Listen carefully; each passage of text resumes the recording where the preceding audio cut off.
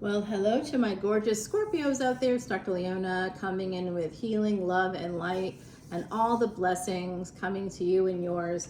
My gorgeous Scorpios, we're going to use Salviadora's quiche deck today. We do have that Wheel of Fortune, at least right now, on the bottom. This is Salviadora from Eat, Read, Love. I am not paid to say that or to advertise for him at all, but Sal is a pal and has given us beautiful things, including the scry, including the stone here that we have for the Mars energy, because of course Mars is the ruling planet of what? Of Scorpio, of us. And you know I've got like 7 planets in the 8th house, between the 8th house and Scorpio, because 8th house isn't always Scorpio, is it? Depends on your ascendant, but it still has the energy of Scorpio there. 8th house is where we have psychology, it's where we have astronomy, astrology, it's where we have the occult, it's where we have tarot, it's where we have psychic abilities, it's where we have that history, culture, the arts and artifacts, the things we can inherit from family members as well. It all comes down, and that's where the secret sexual affairs happen, or sex in general. And we see that Libra to Scorpio energy, the lunar mansion between them, the bridge there is called Visakha. If you have that energy in your chart, Scorpio, this reading is absolutely going to be resonating for you. I feel that bridge there, and that could just be me seeing somebody going from a space, and it can go both directions, right? It's a bridge. You can go in either direction if you want. So that can be affairs that start off as private or secret, depending on the semantics here, and going over that bridge and becoming a relationship, becoming a marriage. Or, you know, it can go where in marriage you get married and then you start to have, you know, the sex and, you know, and maybe during marriage you have an affair. You know, it can go in either direction. You could be the affair that leads to marriage, or it can go the other direction. So ultimately, the 8th house is about surviving, and whatever you have in that 8th house is what's going to help you to survive your life and all the pitfalls that happen, including death. So the more planets you have in the 8th house, like me, and in Scorpio, they're both pretty heavily weighted, and that's good. All my Drishtana houses have planets in them. The rest don't. So like it's a very interesting chart. There's a lot of conjunctions, and there's a stellium in the 8th, and that basically secures the death houses for me. If you look at my divisional charts, it will show a mastery of death, and that's part of the psychic stuff. So I do psychic readings. If you want me to do a psychic reading for you, I have lots of testimonials that talk about, you know, things I've done here that are really important over on Patreon as well. I can help you master your life, master your chart, and that comes in with a live event. If you join Patreon now, you get the free chart consultation as a VIP. You get a free personal reading as a VIP. You also get to take part in a webinar for free where I will be doing a live event, and you'll be able to ask me any questions you want about your chart, any questions you want, and any questions you want about other people's charts. I'll even bring it up live, you know, draw up the chart live so we can talk about it. You can say, hey, I met this guy, I met this girl, I met this person, this wonderful human. Is this somebody that might work for me in the future here? Do we have matching, you know, are we compatible? We can do compatibility. We can do it live. I'm telling you that event is happening on August the 10th, guys. Coming over. If you sign up as a VIP on or before July 31st of this year, you get the free chart consultation, you get the free personal reading as a VIP for new memberships, and it's for new VIP memberships. So if you're already on Patreon, thanks for showing up again here. I love you guys and appreciate you so much. All proceeds go to Elephant Aid International, so thank you for supporting those elephants along with me. It helps to erase past sins according to the Vedas, according to it's part of a Vedic remedy for any planets in your chart that are a little bit debilitated. We all have them. 444, as I said that. Yes, this is definitely the work of angels. We love it. Become an angel on earth along with me, and we'll help those elephants together. It's wonderful work. I've been doing it for 3 years, And the moment I started to do it, well, I started doing it a little bit before that. The moment I started to do that, I bought every water trough that's on that 850-acre refuge here in North America. I'm really proud to say that because they weren't cheap, but it took like a lot of sacrifice on my part. I'm not a rich person, right? I don't have the money. I had to like figure out how to do that. And I felt like I just was like, doing it the smart way to help the elephants. So I wasn't wasting money on, things that don't matter. I was using it for some creatures that don't have a voice, that can't pay me back. They can't reciprocate. They absolutely can't. And that's the way to do it. That's the best kind of karma right there. Let's cultivate that karma together. All right, guys, here's what I'm seeing for you. There's a fated moment coming up. There could be a job thing happening here with Saturn and Capricorn. Saturn's about to go retrograde. It is retrograde right now. And it's retrograde in where? In Pisces. If you're like, that's not what my tropical astrologer says, I don't want to get into the whole background with you, but someone recently commented that Vedic astrology is archaic. And I just think that's not true at all. Of course, it's the OG. And if you actually have a telescope, you would see that whatever you see through the telescope correlates to Vedic astrology. So I don't think that's archaic. I think that's pretty current. I think that's more science than pseudoscience, which unfortunately, tropical astrology, that's how it's labeled. And it's because it's based on these fixed dates, and planets are not fixed. So when something was fixed by a calendar 2,000 or 3,000 years ago, and planets are constantly even changing their rotation. They all have different rotations, and that changes over time. Like Earth spins on its axis, but changes direction every 70 years. So that, don't you think that changes things in terms of the cosmos a little bit from our surface of the planet? It sure does. All right, here, guys, we see this energy coming in. Someone has an emotional connection here. It's like a soul tie. I'm seeing a soul tie with a past person. Could be a past life person. In the past, you two may have grown up together. I'm seeing page to knight energy here. This Hierophant with the Page of Cups, that could even be like a marriage proposal at some point. I see that someone here, maybe with Capricorn energies, they may have to make this choice. It could be connected with motherhood in some way. Father and mother, 4th and 10th house coming out. You could have nodes of destiny there. I do see the cups coming together here with the 9 of cups and the 6 of cups. That becomes the number 15, which relates to the sun and to Mercury. Okay, so Mercury and the sun come together when? August 29th until mid-September of this year. This is your Mercury retrograde reading, guys. So Mercury, that is the focus here. Mercury will be retrograde from July 16th, 17th to August 10th, 11th. That live event is happening on the 10th because that's the moon is still, the full moon energy will still be live. It's peaking on the 9th, but the 10th is going to be a big day still for that moon, which will be in Capricorn, peaking in Capricorn, ending in Aquarius. Okay, guys, so come on over to Patreon, join up at that VIP level or any level and you want, and at any level you get unlimited access to individual signs and their extendeds that are shown here on YouTube. It's awesome. That's a lot of fresh content that you're getting. I mean, every week I pretty much produce at least 12 new extended videos, right?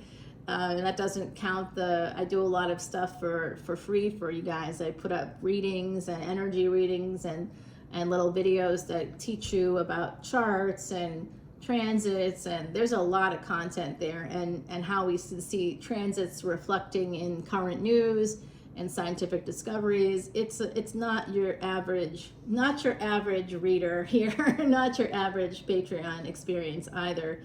So I'm seeing someone here is trying to save money as well. I'm also seeing some financial abuse coming in. Someone here works in real estate. This is the 10th house and the 4th house. I just caught that. So I've seen that for you before, Scorpio. And that makes a lot of sense to me because Mars, your ruling planet, represents real estate. So wherever you have Mars, that is real estate, guys. That's real estate. and it's going to be amazing. Now, you got to look at the charts, see what's going on here. I do think this is Jupiter in the 9th house. So going from surviving in the 8th house to thriving in the 9th house is going to happen through real estate.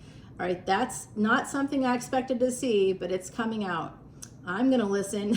I see this energy coming out. Wow.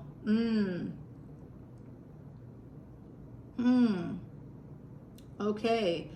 So this is a second chance coming in, also between mothers and fathers. So there could be something happening here, some healing energy, some good fortune.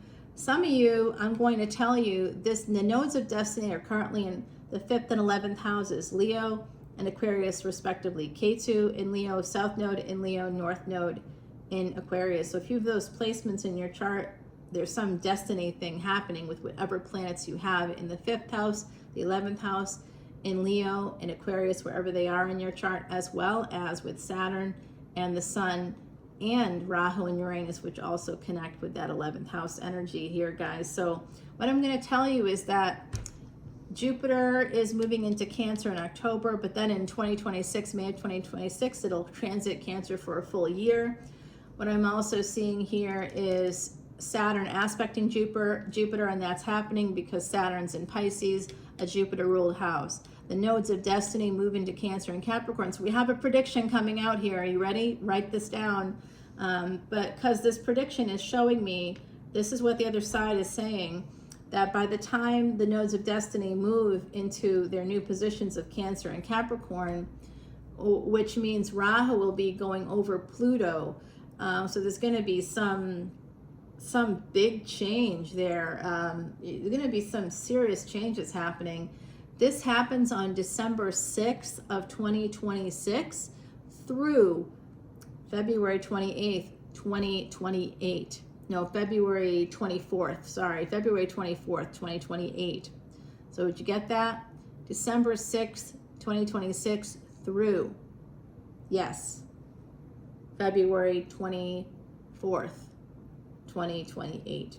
Okay, so there's going to be a big thing happening for you. It could be a relationship. I do see something happen here. In some of you have past life luck, and you always have like good things around you. You comfortable houses, comfortable. It doesn't mean you have a house. Maybe you don't.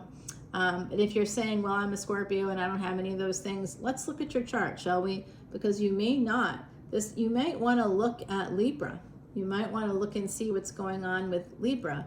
It's always one back in Vedic Astrology if you're in the first 24, 25 degrees. And we also want to see where your Mars is. It's a very underrated and undervalued thing amongst all astrologers, but Mars represents your body, your physical life. I have a person right now, a client that said, you know, where their Mars is placed in their chart, when they watch the readings for that Mars placement, it resonates so much more than their ascendant, than their moon, than their sun, and that makes sense to me. It really does. Okay, guys, so somebody works really, really hard, and that's being recognized by the divine. It's a message coming through. You will be making that money, honey, and that will be coming in through real estate. I'm telling you right now, Saturn, Jupiter, and the moon all connected here. We've got some Venusian energy as well, and that's here with the Taurus right there, and that has to do with houses as well. Venus in Libra, why do people buy houses? Not just for investments, right? They buy it as an investment because they know families need it to rent, need to rent a house, and they're gonna upcharge the rent to pay off their mortgage and maybe make a little profit there until the mortgage is paid off. They don't really make any money, to be honest with you, so you have to like make extra payments. You kind of have to work hard to get that done, or you know, someone else that's got the money doesn't have to go 15 to 30 years to pay off a house. I mean, with people renting from you, what you do is you get a 30-year mortgage at the lowest rate you can get, and you can pay down points. So don't worry about what the points are. You can pay down the points. You can also just not worry about that, and then when the mortgage rates drop, just keep your credit score clean, and when it drops, you can refinance 100%. Yeah, absolutely, positively. Make it happen here, guys. You can do this. There's a lot of first-time home buyer programs. There's a lot of grants. There's a lot of like opportunity out there, like certain states like Louisiana. I'm telling you, they're very, you know, they've got a lot of programs for people and you know, mental health people and doctors and folks that are working in the healing community, folks that you know, sort of have helped out with disaster relief. They've got a lot of amazing programs. So check out your state, check it out, see what's out there for you, because I see you making some serious money during that time period, particularly with real estate. Okay, guys, amazing. I do see someone holding back here, possibly because you're so busy with work coming up. Some of you are saving money through your work. You want to do this thing. Some of you want to buy a home. It's really coming through it. If you work in real estate, understand that those years are going to be amazing. So here we have it. Yeah, someone's been holding back, but now they're going to come right towards you. Are you Empress energy here? Venus in Taurus, Venus in the 2nd house or 8th house here, guys. Love this for you. They are coming right in. Okay, now this could be that past life person that you still have feelings for. It could be from your childhood with the 6 of Cups. Someone you knew when you were younger. Yes. Okay. This energy of the 9 of Wands, sort of feeling a little bit guarded, a little bit protective. Oh, of endings, of being betrayed. So you've been hurt before, Scorpio. Hello. Welcome to the 8th house. We've been tortured in other lifetimes, and that can echo. So I'm convinced. I've had past life dreams where like I had major head injuries, and honestly, some of it was torture. And of course I had a brain tumor that required multiple surgeries where people were drilling into my head. Have you ever seen some of the medieval torture things that happen? You know, you think that I'm just a voodoo priestess. You think I'm just a witch in this lifetime? No. Oh no. Hells no, not with all those planets in Scorpio. You know, so those are echoes. That situation in this lifetime, I knew I was going to survive because I could see in my chart that it was an echo from other lifetimes. It was real, was really happening to me in this physical space, but it wasn't, it was just an echo, something I needed to overcome and master, and I did. It was almost like a psychology, you know, and that's part of the 8th house. That's why astrology, psychology, the occult, the psychic stuff, all of it resides in the 8th house. So someone else made a comment recently about that. How does psychology relate to tarot? Well, how does it not? Learn your 8th house, baby. Because that's where it's at. You know, getting a psychology degree for those of you that have true Scorpio placements, especially if you have a Scorpio moon, it's your destiny to get some kind of Scorpio higher level of education, to do some kind of research in that field. Also law. If you have Jupiter and the moon together, Jupiter represents law. So wherever you have Jupiter, if it's in Cancer, exalted in Cancer, or if you have your moon and Jupiter together, that's a wealth-giving yoga, unless it's in a Drishtana house. This is a relationship, a fated relationship, a second or third marriage for somebody here coming out. You can meet this person through your work. I do see that. This relationship connected to Saturn in some way here, Saturn and Jupiter. While Saturn is in a Pisces-ruled house, you're going to meet that person. And then after February 24, 2028, Saturn moves into Aries. Now, Aries is ruled by Mars. So are you. So this is going to affect you, baby. Scorpio, you could have that relationship coming to you in that year. I know that feels like a long time away, but you meet them in the interim doing this work. It's going to happen. Heaven calling up two souls to reunite. So this is a divinely guided connection, my gorgeous Scorpios. Wow. And it's going to be a very profitable, productive one. You could share family, homes, money. It's going to be lovely. And this person is, of course, that King of Pentacles energy. No gender implied there. You definitely meet this person while traveling, maybe traveling for work, going to where they live. The World card, it could be world travel. Hey, my channel is traveling to Ireland and Scotland in June. Oh my gosh, this is definitely going to be wish fulfillment.